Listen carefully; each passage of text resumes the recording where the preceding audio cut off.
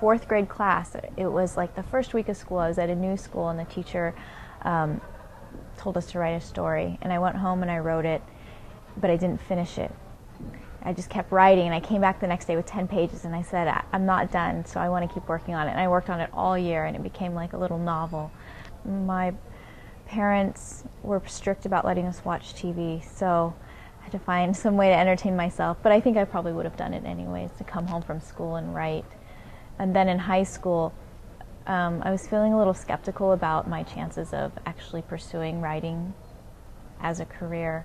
And I didn't feel like I was finding many role models, or maybe people weren't presenting them to me in terms of women writers, until I read Toni Morrison, Beloved, and then it kind of reignited that passion for me. My book was my master's thesis. I started sending it out in 2002 when I finished it, the year after I graduated, and just kept collecting those rejections.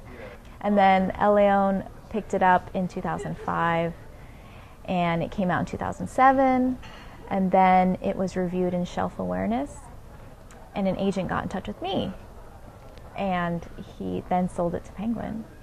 I think when it came out with El Leon, I had been sending it out for such a long time, and I was so happy to have it published, and they made a beautiful edition, and we were doing events, and it was just great. And you know, it was a finalist for the Northern California Book Award at that time, so I thought, you know, that was the story for this book. And the agent email was out of nowhere. I didn't even know about the Shelf Awareness review until he emailed me. This voice, I think, was influenced not just by other writers, but also by painting and what I thought about Chinese painting, which is very spare, and a lot of things are left unpainted, and they sort of come to the fore. Like if there is a river, you might paint the ground around it, and then suddenly that white space becomes the water. I wanted, I don't know if this makes sense, but for the words and the reader to sort of meet in the middle. There are a lot of sensory details in this. There's a lot of attention to smell and sound, and so not just what's seen or what's happening, but what's actually being physically experienced. So I think that was one thing.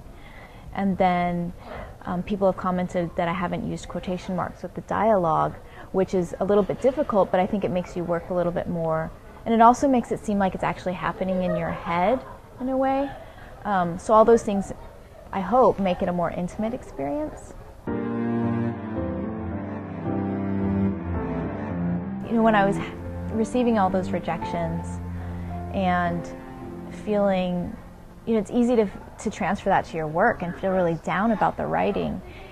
And so I need to remember that the process itself can be enjoyable, to just love the writing itself, and to not let those critics sort of always be hanging around, like, you know, nattering in my ears. And the other thing is, too, that I think publishing is pretty fickle.